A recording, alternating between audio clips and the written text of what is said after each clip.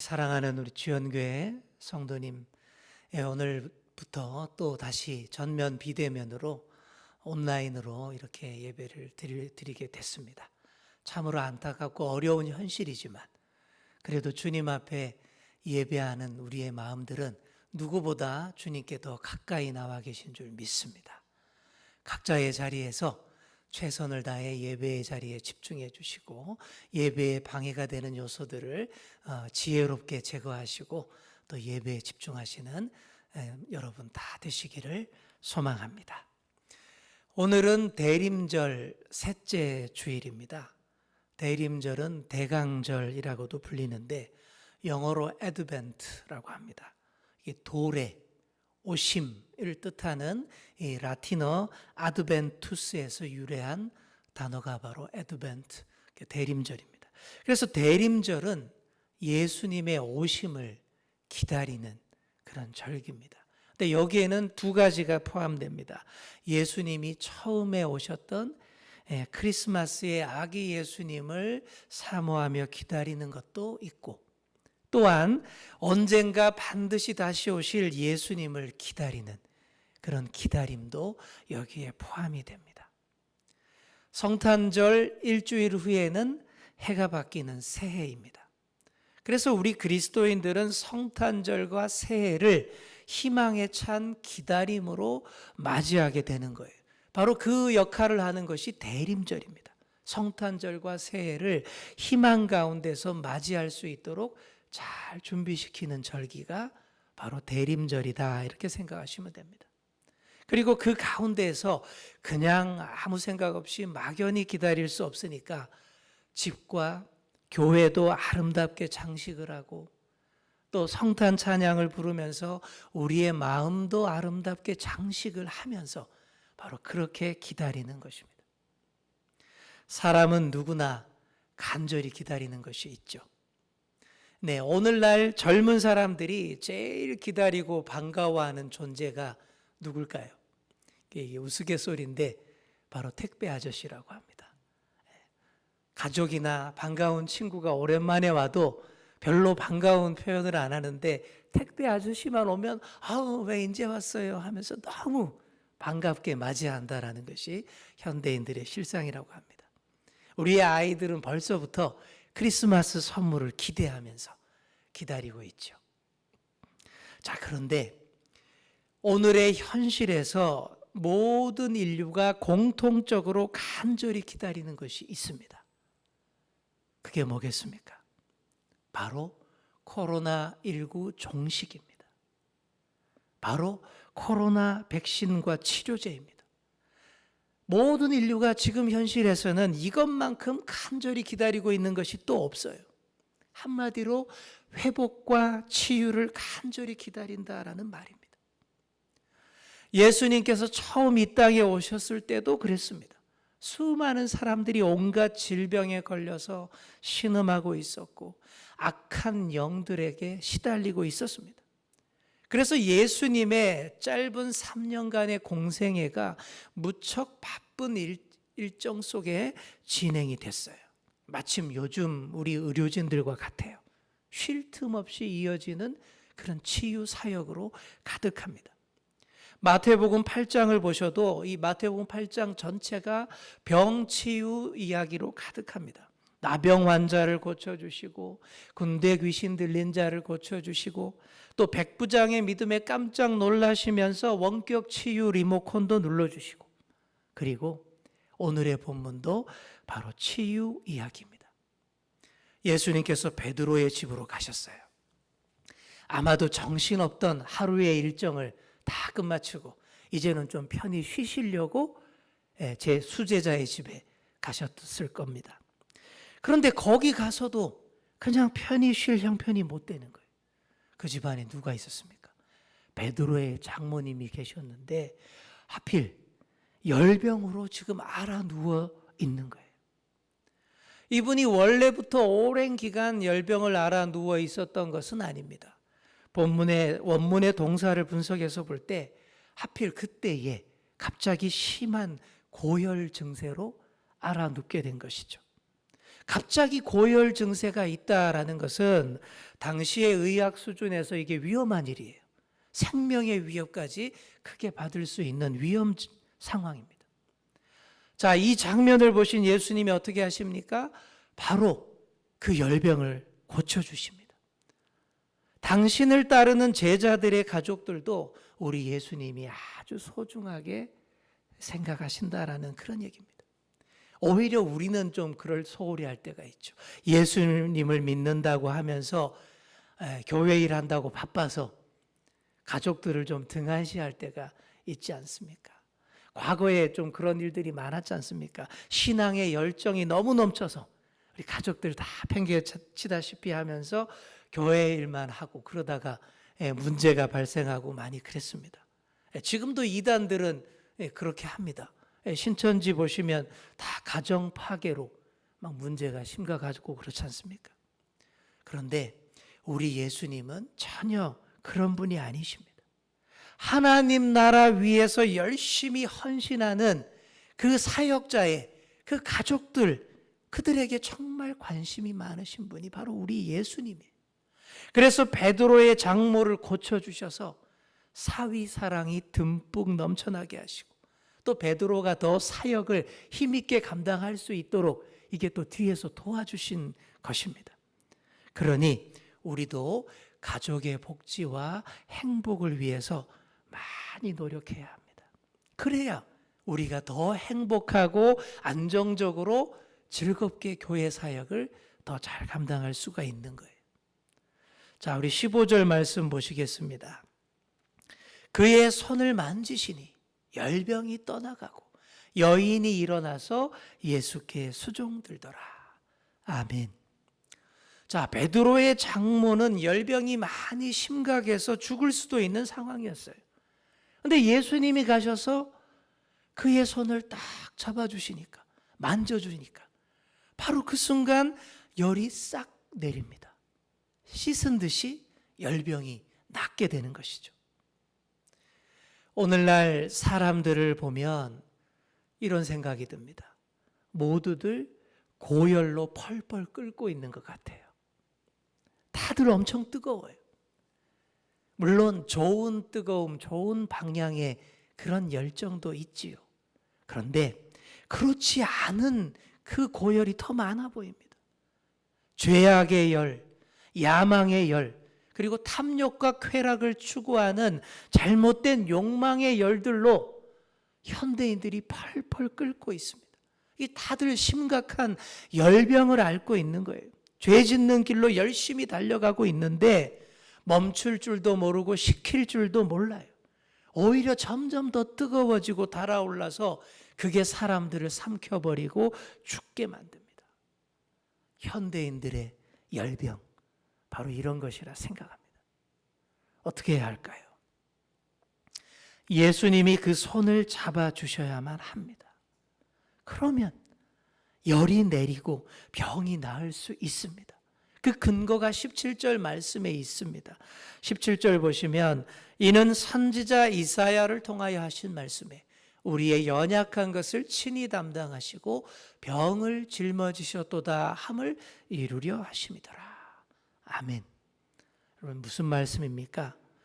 베드로 장모가 열병에서 일어설 수 있었던 것은 예수님께서 우리의 연약함을 다 짊어지시고 우리의 질병들을 다 떠맡으셨기 때문이다 라는 그런 얘기인 거예요. 우리 사람은 다른 사람의 문제를 해결해 줄 수 없습니다.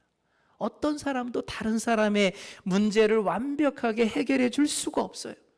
다른 사람을 대신해 아플 수도 없고요, 죽을 수도 없습니다. 억지로 그렇게 하려다가는 다 함께 망하고 맙니다. 코로나 걸린 사람을 우리가 불쌍히 여겨서 만져보십시오. 우리는 예수님 아니에요. 나까지 그 질병에 바로 걸립니다. 더 큰 문제로 번져버립니다. 오직 우리 예수님만이 사람의 모든 연약함을 담당할 수 있는 줄 믿습니다. 예수님이 베드로 장모의 손을 딱 잡으셨을 때에 그 순간 거룩한 교환이 일어났습니다. 체인지가 일어났습니다. 즉 그 열병은 예수님에게로 싹 다 옮겨가고 반대로 예수님 안에 있던 새 힘, 새 에너지가 들어오는 거예요.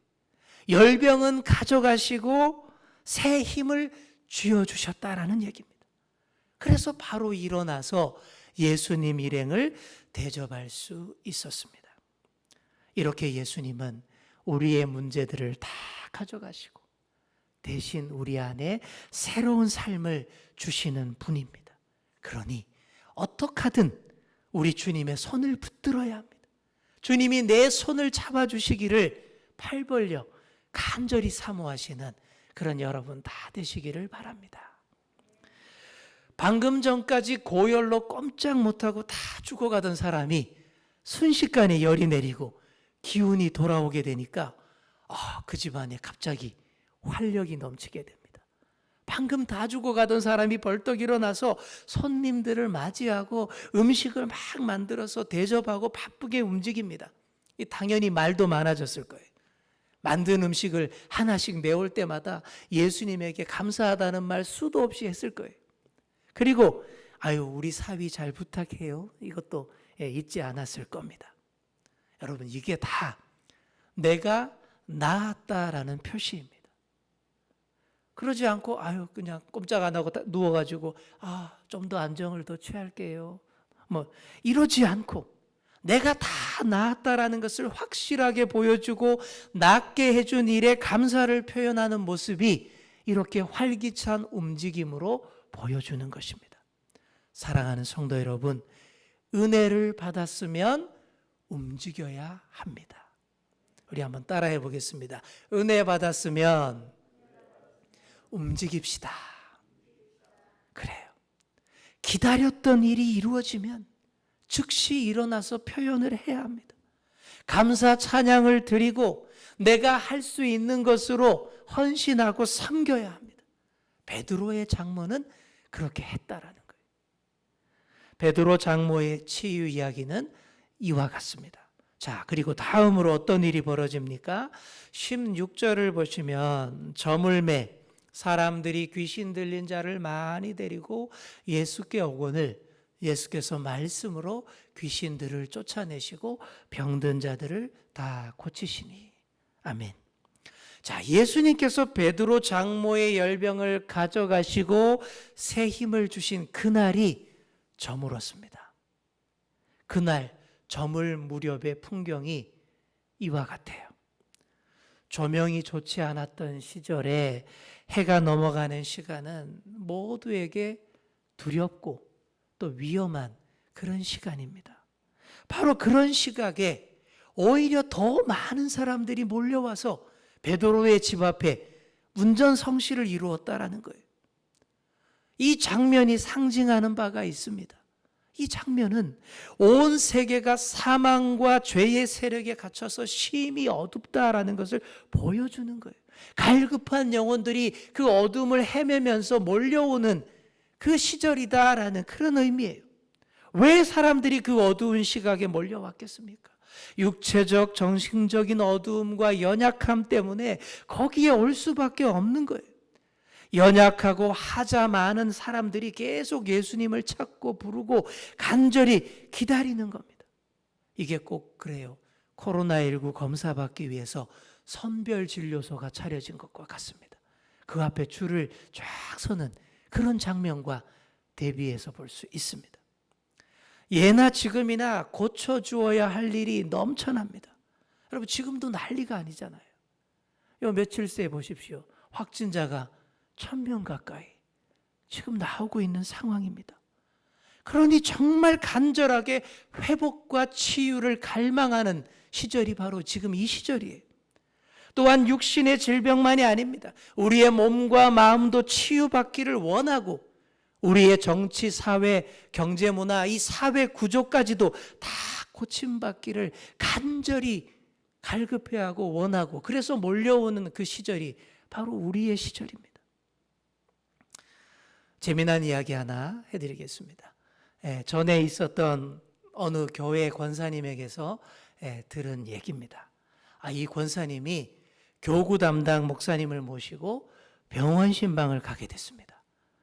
같은 구역 성도님의 아들이 갑자기 중병에 걸려서 식물인간이 되었다라는 거예요. 너무 심각하죠. 그래서 목사님과 급하게 병원 신방을 가게 됐는데 그 구역에 나이가 꽤 많으신 권사님 한 분도 같이 신방대원으로 같이 가게 됐습니다.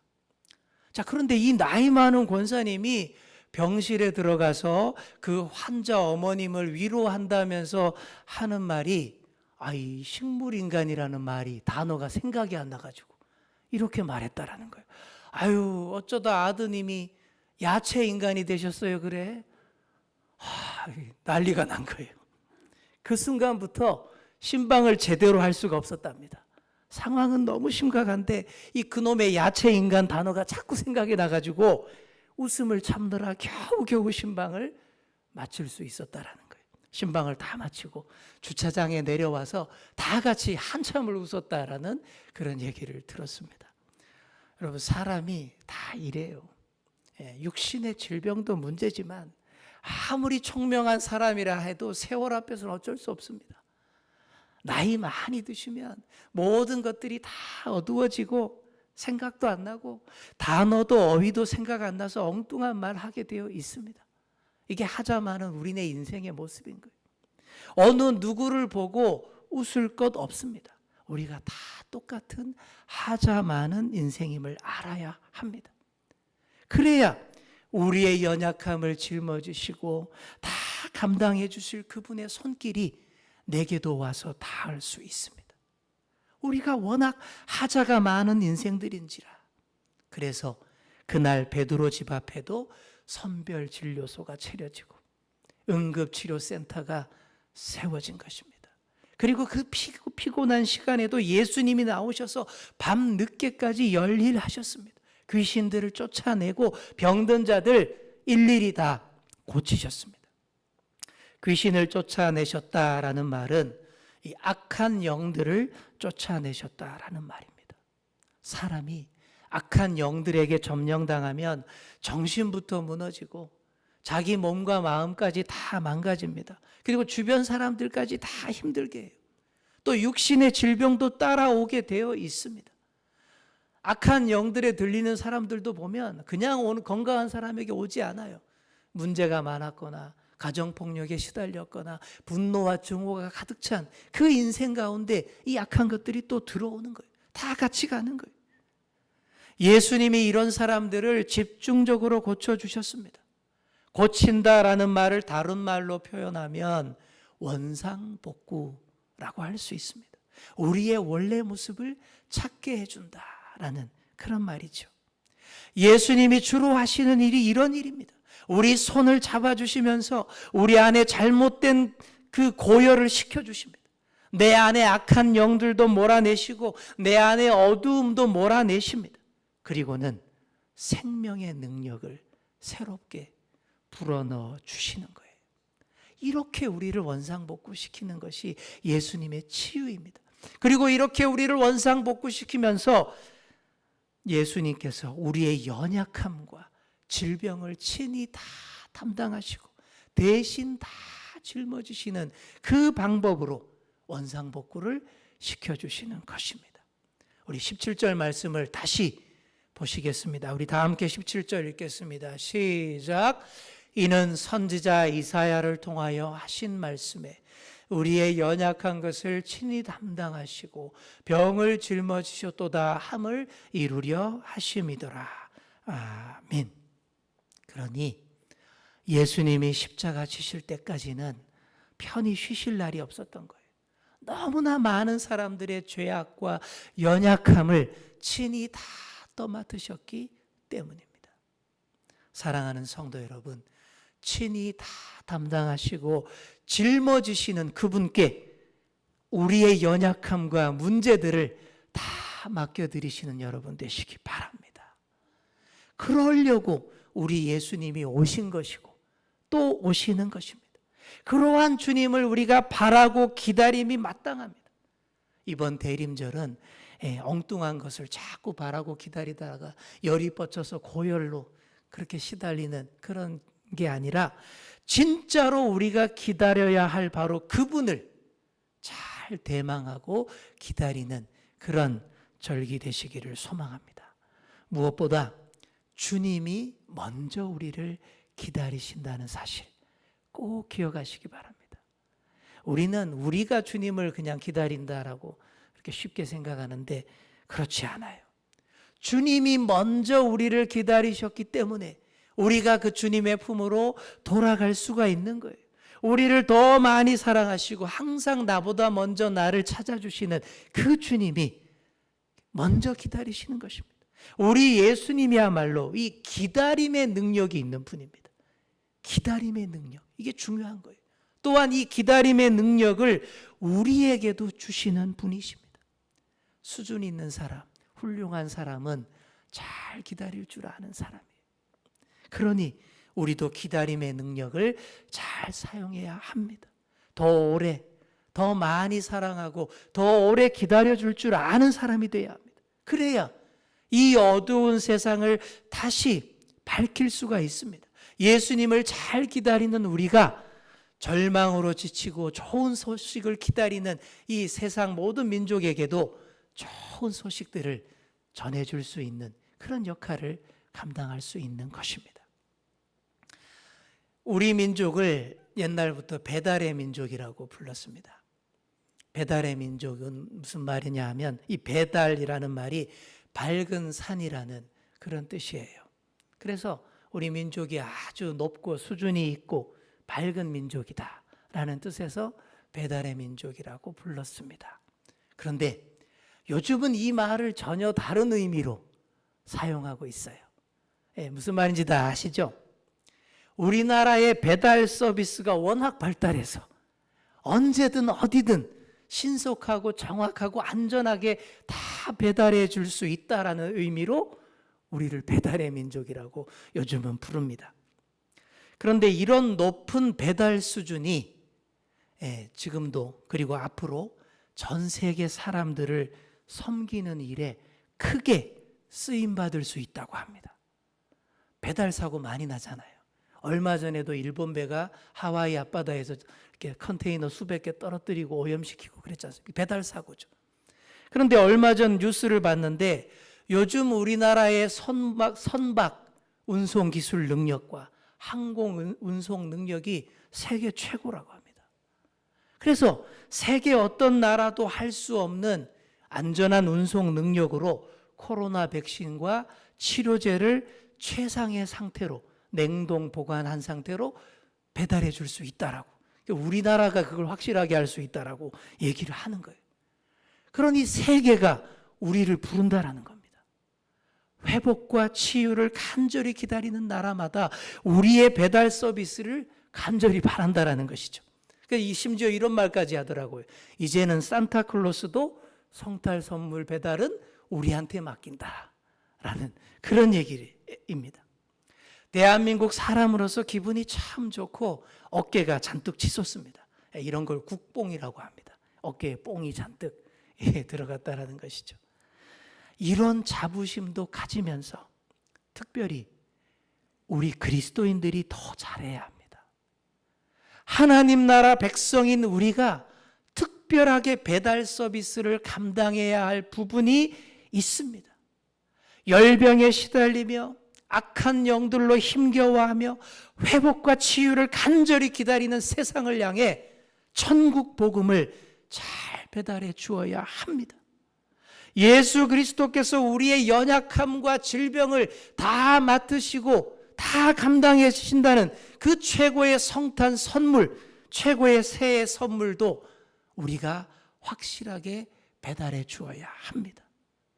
저와 여러분이 바로 그런 멋진 배달원, 그런 하나님 나라의 영적 택배원들이 다 되시기를 간절히 축원합니다. 이제 말씀을 맺습니다. 성탄 찬송 123장 저들밖에 한밤중에라는 찬송이 있어요. 그 찬송가 후렴을 보시면 가사가 이렇습니다. 노엘 노엘 이스라엘 왕이 나셨네. 자, 여기서 이 노엘이 무슨 뜻일까요? 여러 가지 해석이 있는데요. 이 단어는 중세 영어에서 왔습니다. 여러 학설이 있는데 가장 신빙성 있는 어원풀이는 이것입니다. Now all is well. Now all is well.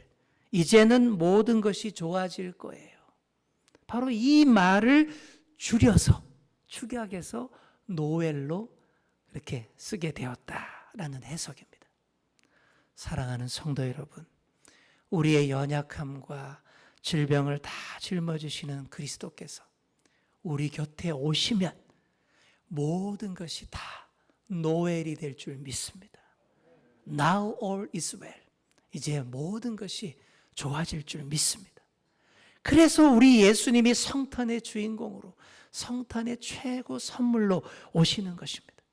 이번 대림절과 성탄절은 이렇게 우리의 연약함과 질병을 다 맡아주시려고 오시는 우리 예수님을 벅찬 감격으로 맞이하시고 노웰로 맞이하시고 다들 감사하시는 그런 절기가 되시기를 간절히 축원합니다. 함께 기도하시겠습니다. 하나님 아버지 감사드립니다. 어려운 환경인지라 온라인 예배로 전면 비대면으로 이렇게 예배하게 되었습니다. 하지만 그래도 예배하며 우리에게 주시는 하나님 말씀을 받들기를 원합니다. 새롭게 깨닫고 결단하기를 원합니다. 주님 함께하여 주시옵소서. 오늘 우리 예수님께서 보여주신 이 치유 사역을 우리가 반드시 가슴에 새기기를 원합니다. 우리의 연약한 것을 친히 담당하시고 모든 질병을 짊어지시기 위해 이 땅에 오셨던 우리 예수님을 우리가 다시금 간절히 바라고 소망합니다. 치유와 회복이 너무나도 필요하고 간절한 지금 이 시절에 우리가 더욱더 우리의 모든 것들을 담당하시는 예수님을 기다리고 사모합니다. 주님, 우리의 손을 잡아주시고 우리의 열병과 악한 것들은 다 가져가 주시고 대신 그리스도의 능력과 새 힘을 우리에게 불어넣어 주시옵소서. 이런 복된 소식을 온 세계 만방에도 전하고 알릴 수 있는 그런 사명도 우리가 잘 감당케 하여 주옵소서. 감사드리며 예수님의 이름으로 기도하옵나이다. 아멘.